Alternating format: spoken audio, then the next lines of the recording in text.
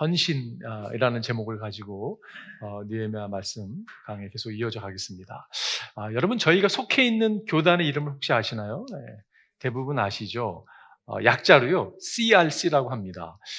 Christian Reformed Church, 정확한 표현은 Christian Reformed Church in North America, 북미주 개혁 교단이죠. 북미주 개혁 장로회라고 표현하기도 하는데 참 어느 교단에 속해 있느냐 참 저는 개인적으로 중요하다고 생각이 듭니다. 그 가운데 신학이 그 파운데이션이 있기 때문에 그런데요. 또 다른 오늘 CRC, 중요한 CRC가 있습니다. 이게 뭐냐면요. confess 하는 거예요. confession, repent 하는 겁니다. repentance, commit 하는 겁니다. commitment. 예.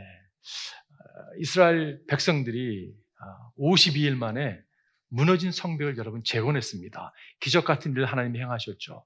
그리고 에스라를 초대해서 율법의 말씀을 읽어달라고 부탁을 하죠. 에스라가 하나님 말씀을 읽으니까 여러분 말씀은 거울과 같은 거잖아요. 그죠? 우리들의 민낯을 공개하죠. 우리의 조상의 죄와 우리의 죄악을 드러났습니다. 그래서 그들은 confess, 자백할 수밖에 없었어요. 근데 여러분 거기서 끝난 것이 아니라 그들이 지난주에 우리가 접했던 말씀처럼 온전히 회개를 합니다. 방향을 이렇게 틀었죠. 하나님이 원하시는 그 길로 그들이 회개하며 눈물을 흘렸습니다. 여러분 때로는요 우리가 눈물을 흘리고 회개할 수 있습니다. 근데 아무런 삶의 변화가 찾아오지 않을 수도 있습니다. 왜냐하면 그것은 진정한 의미의 회개가 아닐 수 있기 때문에 그래요. 신세 타령이 될 수도 있죠. 눈물을 흘리면서 흐느껴 울었지만 슬퍼했지만 진정한 어떠한 삶의 변화가 일어나지 않을 수도 있습니다. 그 다음 단계가 뭐냐면요. 결단이고 그것이 커미먼트고 그것이 헌신이라고 생각이 들어요. 이 단계를 통해서 오늘 이스라엘 백성들이 하나님께 나아갔던 것을 알 수가 있죠. 오늘 본문의 말씀 짧은 말씀이 아닙니다. 굉장히 긴 말씀인데요. 오늘 1절은 이렇게 시작합니다. 서명한 사람들은 다음과 같다라고 시작해요. 그리고 계속 이어지는 게 우리에게 익숙하지 않은 이름들이 쭉 나열됩니다. 유대 민족의 대표들의 이름이 소개되는데 84명의 이름이 기록되어 있는 것을 알 수가 있어요. 근데 그들이 서명했다고 말씀하고 있어요. 서명했다는 말은 무슨 말이냐면 그들이 하나님 앞에 나와서 결단을 내립니다. 헌신을 하는 것이 하나님 우리가 이렇게 앞으로 살겠습니다. 이렇게 헌신하겠습니다. 우리가 이 헌신이 만약에 불발로 나타난다면 저주를 받아도 좋습니다라고 할 정도의 그러한 결단과 헌신을 내리는 것을 볼 수가 있어요. 여러분 우리 삶도 이런 것이 필요하다고 생각이 듭니다. 우리가 특별히 새해를 맞이해서 느헤미야 앞에 나아가면서 말씀을 통해서 정말 하나님 2023년 성공적인 한 해가 되기를 원합니다. 그런 마음으로 여러분과 제가 결단 내리고 헌신하며 나아갔으면 좋겠어요. 이스라엘 백성들은 어떠한 헌신을 내렸습니까? 우리에게 주시는 교훈이 무엇일까요? 한 가지 보기 원합니다. 첫 번째는요. 세상의 것과 단절하는 헌신을 내렸습니다. 우리는 세상과 동일할 수 없습니다. 세상의 풍습 따라 살아갈 수 없습니다. 우리는 하나님께 헌신하고 나아가겠습니다라고 하는 결단을 내렸던 것을 알 수가 있어요. 30절에 보니까 우리는 딸을 이 땅의 백성과 결혼시키지 않는다. 우리는 아들을 그들의 딸과 결혼시키지 않는다라고 선포하고 있습니다. 이 말이 무슨 말입니까? 여러분? 이 땅의 백성들, 여러분 지금 이스라엘 백성뿐만이 아니라 그 주변 국가들이 여러 다른 신을 믿는 국가들의 사람들이 많이 있었습니다. 여러분 이 말이요, 국제결혼하지 말라 이 말씀이 하는 게 아니죠. 유대인들은 다른 민족보다 우월해 그 말씀을 하는 것이 아닙니다. 이 말씀은 무슨 말씀이냐면 순수한 믿음에 대한 믿음을 지켜야 된다는 도전, 결단인 것을 알 수가 있어요. 그 주위에 살던 사람들의 이웃 나라들의 그런 어떤 문화, 특별히 여러분 지금 바벨로니아를 끌려가서 70년이라는 포로 생활을 했습니다. 그리고 시대가 바뀌어가지고요 페르시아가 장악해서 그 문화 가운데 살았는데 기록이 보면 놀라울 정도로 여러분 지금 이게 2500년 전의 이야기인데 그 당대 여러분 그 문화가 얼마나 타락한 문화인지 모릅니다. 특별히 성적으로요 너무 타락한 그런 문화 가운데 살아갔습니다. 이스라엘 백성이 그들이 온전히 주님께 헌신하고 결단을 내지 않으면 그 문화에 휩싸여서 휩쓸려 살아갈 수밖에 없다는 것이에요. 그래서 이러한 신앙의 순수성을 갖다가 도전하는 것을 알 수가 있습니다. 성전 안에서 여러분 창기들이 성적인 그런 상상을 초월하는 일을 행했던 그런 기록들이 있는 것을 우리가 알 수가 있어요. 그런 의미에서 이런 도전을 하고 있는 것을 보게 됩니다. 그런데 이것이 여러분 새로운 것이 아니었어요. 가나안 땅에 정확히 1000년 전에 이 말씀이 쓰여진 1000년 전에 가나안 땅에 들어가던 이스라엘 백성을 향해서 주님께서 뭐라고 이렇게 말씀하셨습니다. 그들은 혼인 관계를 맺어서는 안 됩니다. 당신의 딸을 그들의 아들과 결혼시키지 말고 당신들 아들을 그들의 딸과 결혼시키지 마십시오. 이렇게 그만 이유가 뭐냐면요. 4절에 나오죠. 그렇게 했다가는 그들의 꾀매에 빠져서 당신들의 아들이 주님을 떠나 그들의 신들을 섬기게 될 것이며 거짓에 속아서 꾀매에 빠져서 주님을 떠나게 될 것이고 우상신을 섬기게 될 것이라고 경고하고 있는 것을 보게 되죠. 그렇게 되면 주님께서 진노하셔서 곧바로 당신들을 멸하실 것입니다 라고 말씀하고 있어요. 믿음의 순수성을 지키기 위해서 가나안 땅에 들어가던 이스라엘 백성에게 하나님이 이렇게 명하신 것을 알 수가 있어요. 여러분, 한번 우리의 삶을 한번 돌아봤으면 좋겠어요. 우리는 과연 하나님께 가까이 가는데 방해하는 요소들이 어떤 것이 있을 수 있을까? 어쩌면 2023년을 시작하면서 정말 신앙으로 살고 싶은데, 주를 따라가고 싶은데 내가 결단을 내리고 차단해야 될 것이 무엇이 있는가? 여러분 한번 생각해 보십시오. 주님이 말씀하시면요, 그것에 순종하고 여러분 나아가는 여러분과 제가 되기를 바라요. 우리를 끌어내리고자 하는, 우리로 하여금 우상을 숭배하고자 하는 여러분 그러한 요소들이 사실 우리 가운데 있는 것을 부인할 수가 없죠. 그것에 대한 결단, 헌신이 필요한 것을 보게 돼요. 그 탈무드에 보면 그 사람을 평가하는 기준에 대해서 세 단어를 소개하는데 이 단어들이 다 발음이 비슷합니다. 사람을 이게 판단하는 기준인데 첫 번째 단어는 무슨 단어냐면요. 키소라는 단어예요. 키소. 두 번째 단어는 코소라는 단어고요. 세 번째 단어는 카소라는 단어예요. 그 단어가 그 나라 같죠, 그죠? 근데 이 단어가 사람의 어떤 평가하는 기준이라고 얘기하면 첫 번째 키소라는 뜻은요, 돈주머니입니다. 사람을 평가하는데 돈을 줘보면 알 수 있다는 거, 돈주머니를 던져보면요, 알 수 있다는 것입니다. 두 번째는요, 코소는 술잔이에요. 술을 마시다 보면 알 수 있다는 그 사람이 어떤 사람인지. 세 번째, 카소라는 단어는 노용입니다, 노용. 사람이 노엽게 되면 그 사람의 본색이 드러나는 거잖아요, 그죠? 제가 이걸 묵상하면서 무슨 생각이 드냐면, 여러분, 돈주머니라는 것은 어떤 의미에서 오늘날 우리에게는요, 내가 가장 소중히 여기는 게 될 수가 있죠. 물질 만능주의에 살아가면서, 그래, 뭐니 해도 머니가 최고야 라고 여기는 돈에 대한 그런 돈을 우상 삼은 그런 모습이 있을 수가 있습니다. 꼭 돈이 아니더라도 우리 삶 가운데 여러분, 우상으로 섬기는 것이 있을 수가 있어요. 우상은 무엇입니까? 하나님보다 내가 더 중요시 여기는 게 우상이에요. 이거 없으면 못 살 것 같은 것. 여러분, 그게 우리 정체성이다, 사실.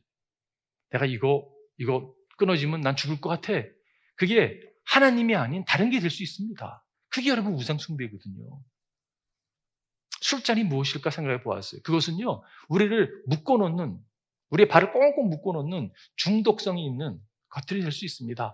그것이 우리로 하여금 하나님께 나와서 예배드리고 하나님을 얼굴을 구하지 못하도록 방해하는 요소가 될 수 있습니다.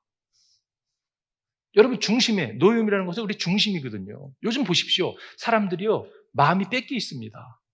무엇 때문에 마음이 뺏겨 있습니까, 여러분? 마음이 확 뺏겨가지고요, 좌절감, 우울증, 극단적인 선택까지 하는 자리에 나가는 그런 모습들이 있습니다. 근데 여러분 잘 보면요, 그것이 하나님이 아니죠. 하나님이 아닌 다른 것에 마음을 뺏기고 거기에 집중하고 살아가기 때문에 우리의 모습이, 여러분 그런 모습이 있잖아요, 그죠? 우리에게 필요한 것이 있다면 여러분과 제가 하나님께 집중하는 그런 삶을 살아야 된다고 생각이 듭니다. 우리의 그 중심, 하나님이 그 중심에 계셔야 되는데 다른 곳으로 만약에 채워진다면 그것은 우리를 멸망케 할 수밖에 없다는 것이요. 미국의 한 지역에만 살고 있는 방울뱀인데요. 이 방울뱀은 특이합니다. 방울뱀에게 물리면요, 치명적이라고 해요. 아니, 방울뱀인데. 우리가 방울뱀 그러면 좀 쉽게 여길 수 있잖아요, 그죠? 근데 이 방울뱀이 다람쥐를 잡는 방법이 특이합니다. 어떻게 잡냐면요, 소리를 냅니다.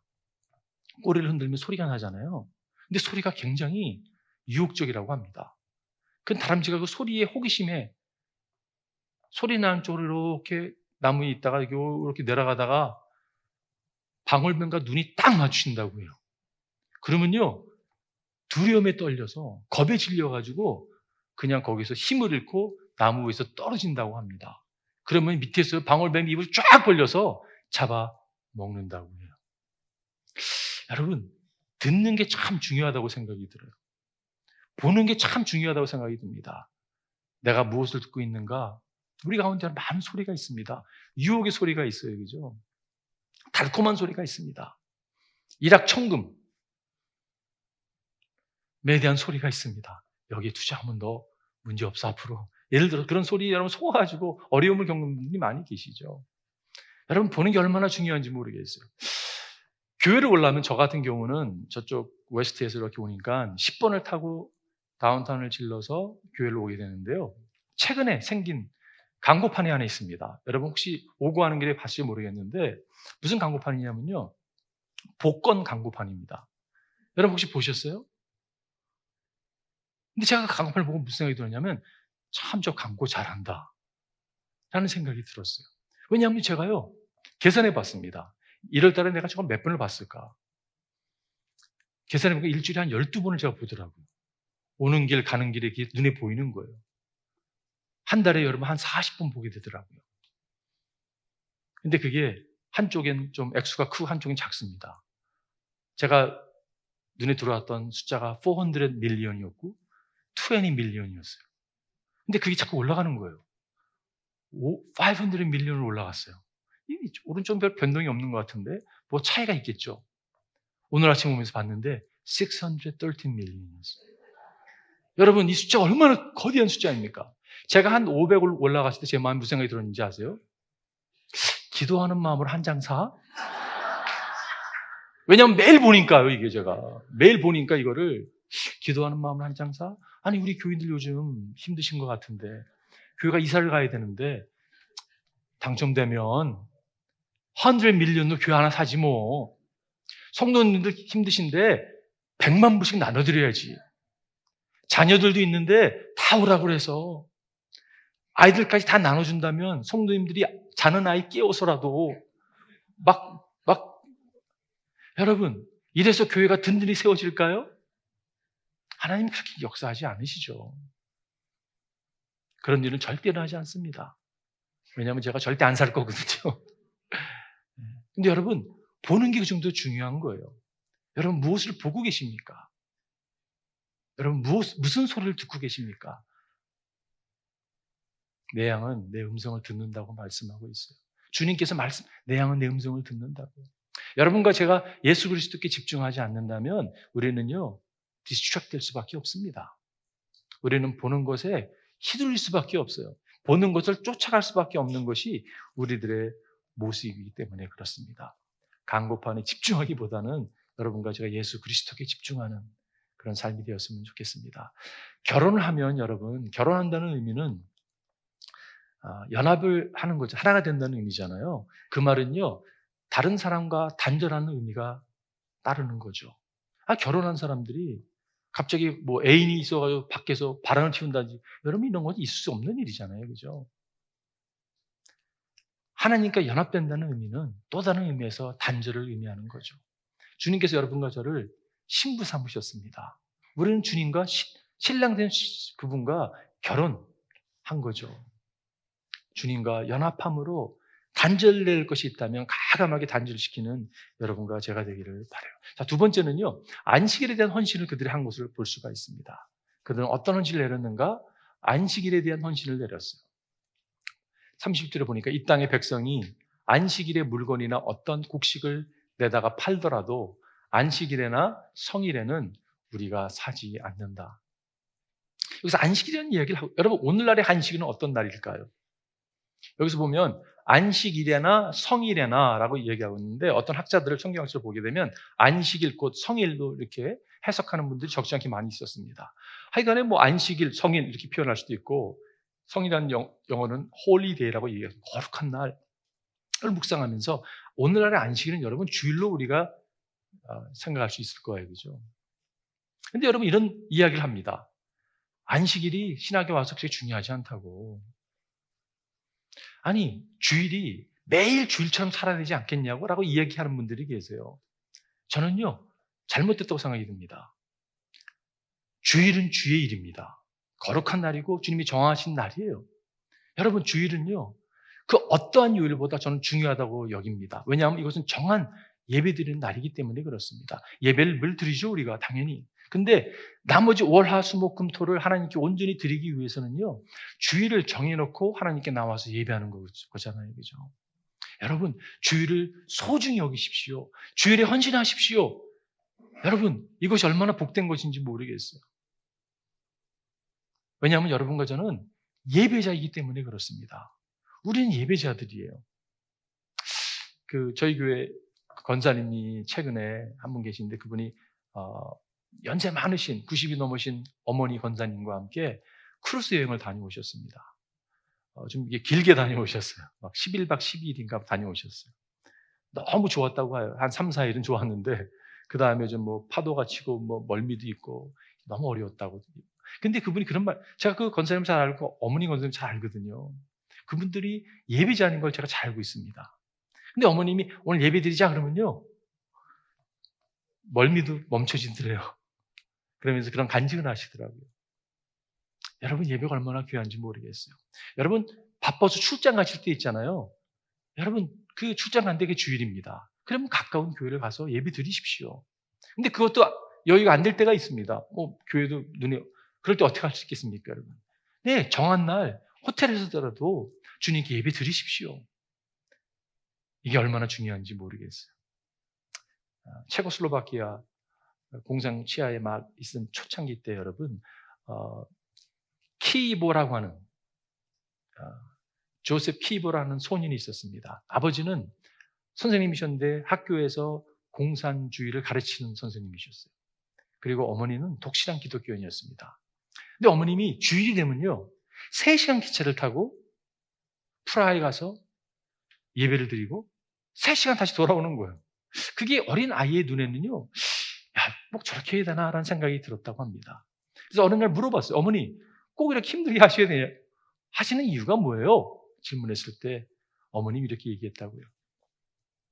그곳에 예배가 있기 때문이란다. 여러분, 저는요, 그 단순한 답이요, 제 마음에 탁 다가왔어요. 아니, 근처에도 뭐 교회가 없었겠어? 라고 생각할 수 있었겠죠.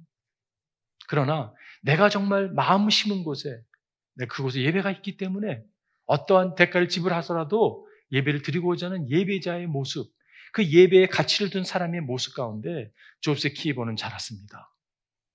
어떻게 됐을까요?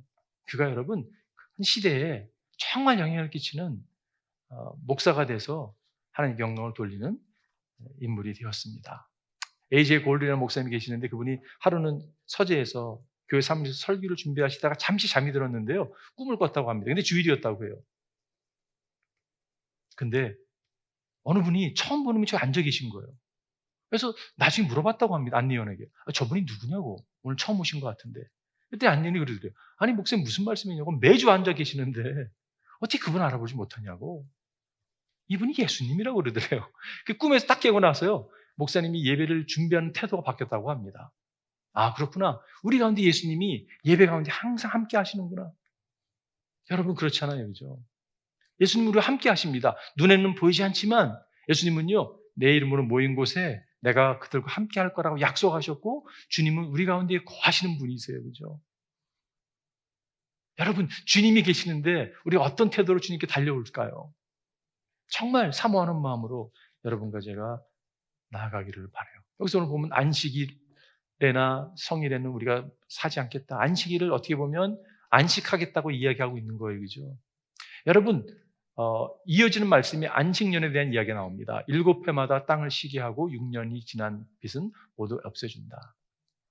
안식일과 안식년이라는 것은, 여러분, 안식년이 이런 거예요. 6년 동안 농사를 짓다가 7년째 땅을 쉬게 하는 겁니다. 농사를 짓지 씨를 뿌리지 않습니다. 그리고 그 다음에 씨를 뿌리는 거예요. 그리고 거두기까지 기간이 있잖아요. 그죠? 하나님께서 안식일을 지키라고 했을 때 내가 안식함으로 하나님께 나의 삶을 책임져 줄 것을 신뢰하는 게 안식일이에요. 그죠? 안식년이죠. 여러분, 믿음이 없이는 절대 안식일을 지키지 못합니다. 안식일은 어떻게 지내겠어요? 1년 동안 땅을 쉬게 해요? 그거 가능하겠어요? 이러다가 뭐 굶어 죽는 거 아니에요? 라고 생각할지 모르겠어요. 근데 여러분, 믿음이 없이는요, 하나님을 기쁘게 할 수 없습니다. 하나님께 나아가는 자는 반드시 계신 것과 그리고 찾는 자에게 상 주신 줄 믿어야 될 것처럼 성경이 말씀하고 있어요. 여러분, 믿음이 얼마나 하나님의 신뢰가 얼마나 중요한지 모르겠어요. 내 얘기 보니까 이렇게 말씀하고 있어요. 안식년에 대해서. 그러므로 너희는 내가 세운 규례를 따라 살고 내가 명한 법도를 지켜서 그대로 하여야 한다. 그래야만 그 땅에서 너희가 안전하게 살 수 있을 것이다. 너희가 안전하게 살기 원해? 그러면 규례를 지켜야 된다고 말씀하고 있어요. 땅은 소출을 낼 것이고 그것으로 너희는 넉넉히 먹을 수 있을 것이며 거기에서 안전하게 살 수 있을 것이다. 땅은 소출을 낼 것이 너희가 필요한 것을 채워줄 것이라고 말씀하고 있어요. 7째 해에는 씨를 뿌려도 안 되고 소출을 거둬서도 안 된다면 그 해에 우리는 무엇을 먹을까 하고 너희는 물을 것이다. 우리가 충분히 물을 수 있어요. 그죠? 그럼 우리가 어떻게 목사냐고. 그러나 6째 해에 내가 너희에게 복을 베풀어 새해 동안 먹을 소출이 그 한 해에 나게 하겠다. 하나님 복 주시는 분이십니다, 여러분. 그래서 하나님은요, 충분히 하나님의 계산기는 우리의 계산기 다르게 역사하는 분이시죠. 8째 곧 너희가 다 씨를 뿌리는 그 해에 너희는 묵은 곡식을 먹을 것이다. 9째 해가 되어서 핵곡식이 날 때까지 너희는 묵은 곡식을 먹을 것이다. 우리에게 필요한 것이 있다면 여러분, 하나님의 말씀에 신뢰함을 가지고 나아가는 거라는 거죠. 하나님의 계산기는요, 참 다른 것 같아요. 마지막 3번째, 뭐 헌신했는가? 하나님의 말씀에 순종할 것에 대한 헌신을 내렸습니다. 유대 민족들이 주님 말씀하시면 우리가 순종하겠습니다라고 하는 그런 결단과 헌신이 있었던 것으로 알 수가 있어요.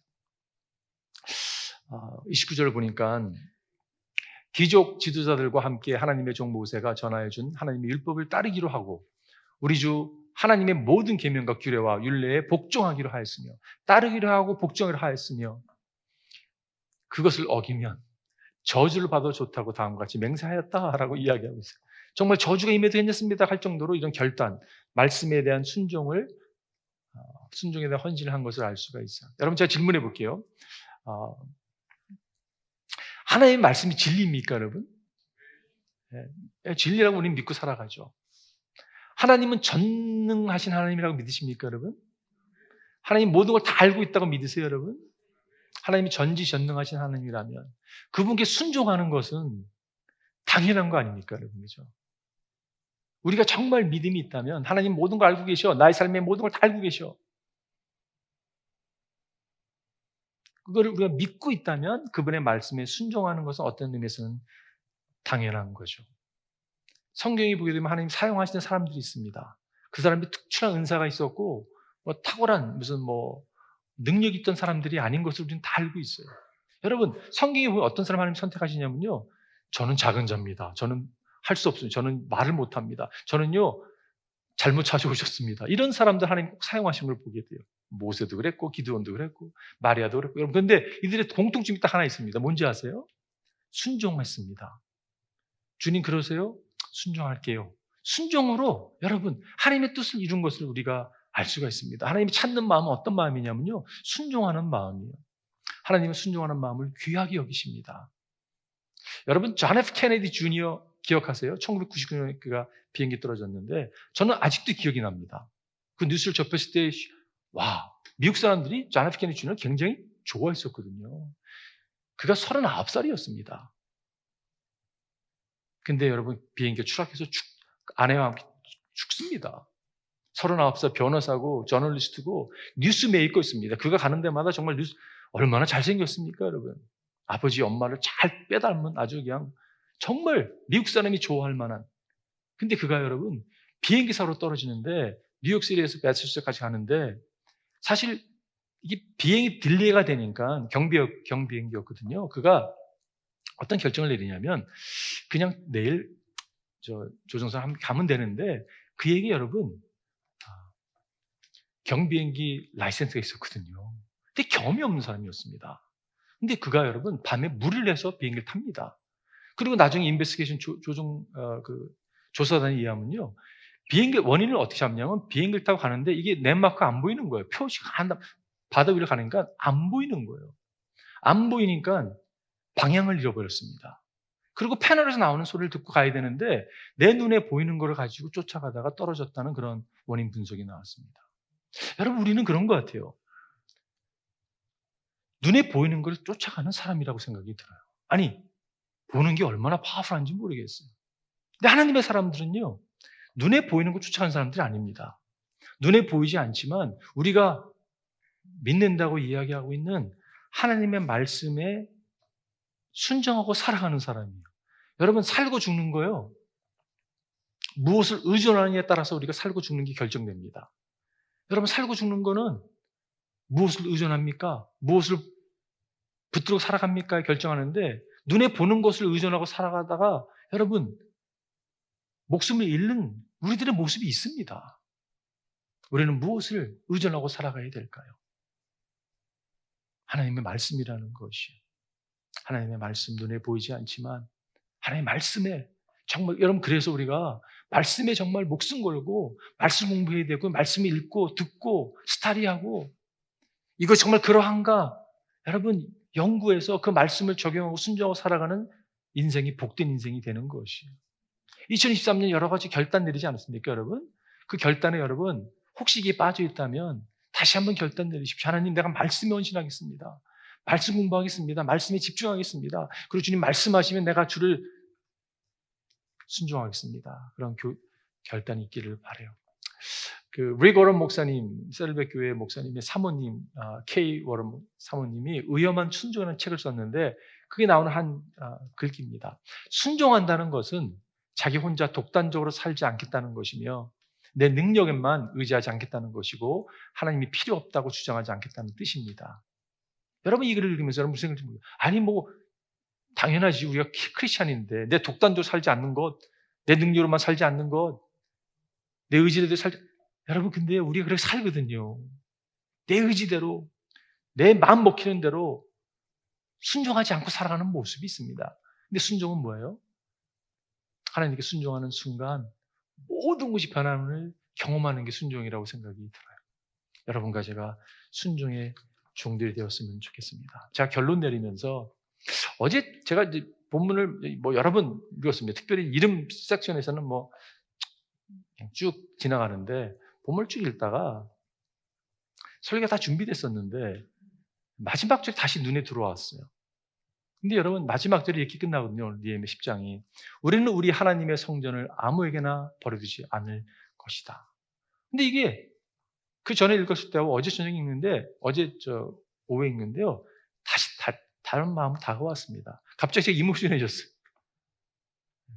왜냐하면 어제 장로님들이 모여서, 안수님들이 모여서 교회 이전에 대해서 이렇게 이야기하고 하는 시간을 가졌었거든요. 근데 특별히 보게 되면, 영어로 보면 We will not neglect the house of our God 이라는 표현이, 우리의 하나님 집을 우리가 neglect하지 않겠습니다 라고 하고 있는 이런 결단이요, 너무 이렇게 제 마음에 딱 와닿습니다. 왜냐하면요, 이 고백 가운데 우리들의 성도님들의 모습이 보였기 때문에 그렇습니다.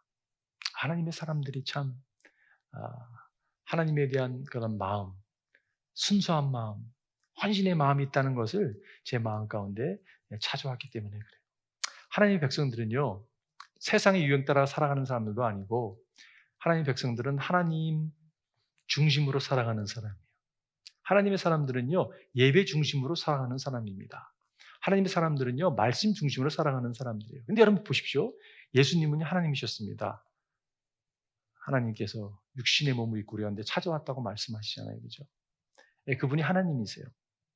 그리고 그분은 안식일의 주인이십니다. 예수님이 그런 분이세요. 그죠? 예수님은 말씀이세요. 태초에 말씀이 계셨고 말씀이 육신이 돼서 우리 가운데 거했다고. 여러분, 예수님은 하나님이시고 안식일의 주인이시고 그분은 말씀이십니다. 하나님 중심, 예배 중심, 말씀 중심, 우리로 하여금 살게 하기 위해서 예수님은 우리에게 헌신하신 분이세요. 여러분, 솔직히 이스라엘 백성들이 이렇게 헌신을 하고 결단 내렸지만 그렇게 살았을까요? 네, 못했습니다. 여러분. 결단은 좋았어요. 그러나 그걸 살지 못하는, 여러분, 우리가 수없이 많이 보았던 그 모습이에요. 율법을 지키지 못하는 이스라엘 백성들의 모습을 우리는 보았습니다. 우리였다면 지켰을까요? 노 웨이, 지키지 못합니다. 그걸 아셨기 때문에 예수님이 우리 가운데 헌신하고 오신 거예요. 우리를 찾아와 주셔서 헌신하셔서 우리로 하여금 진정한 의미의 하나님 중심, 예배 중심, 말씀 중심으로 삶을 살게 하기 위해서 우리에게 헌신하셨어요. 그분이 우리에게 헌신했다면 우리가 억지로 막 강요해서 헌신하는 게 아니라 자진해서 헌신할 수 있는 거예요. 하나님 우리는 할 수 없지만 주님이 하셨기 때문에 그 능력을 믿고 주님께 헌신하고 나아갑니다. 주님은 우리를 대신해서 죽으시고 헌신하셨습니다. 여러분과 제가 예수 그리스도께 헌신했으면 좋겠어요. 여러분 사역이요? 선교일이요? 둘째입니다, 여러분. 그것이 먼저 가서는 안 돼요. 교회 사역에 헌신하고 여러분 그러지 마십시오. 주님께 헌신하지 않았으면요. 사역하면 안 돼요. 왜냐하면 사역이 오히려 어려워질 수 있습니다, 여러분. 하나님께 헌신하는 그게 우선돼야 되죠.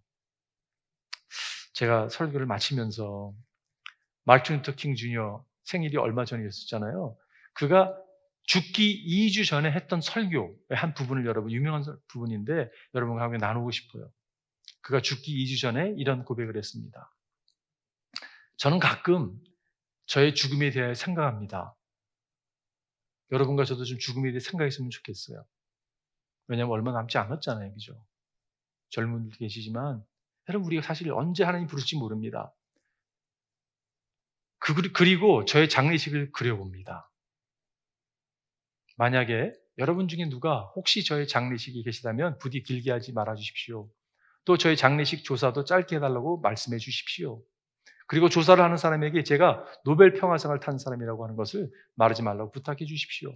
또 내가 그 외에도 300개 가량의 표창과 상을 받았다는 것을 말하지 않게 해 주십시오. 그것은 중요한 것이 아니기 때문입니다. 그게 뭐 중요하겠어요. 다만 다른 사람들을 섬기는 일에 삶을 바치려고 노력했다고 말해준다면 감사하겠습니다. 사람들을 사랑하려고 노력했고 굶주린 사람을 먹이려고 했으며 헐벗은 사람에게 옷을 입혀주려고 애썼으며 감옥에 있는 사람들을 방문하려고 노력했고 인류를 사랑하여 봉사하려고 힘썼던 사람이라고 말해주시면 감사하겠습니다. 저는 남기고 갈 재물도 없습니다. 또 제 인생에서는 화려하고 사치스러운 것들을 남기고 갈 만한 것도 없습니다. 그러면서 마지막 다만 헌신된 생애를 남기기를 원합니다. 무엇에 대한 헌신을 이야기할 거예요? 한 것일까요? 누구에 대한 헌신을 이야기한 걸까요?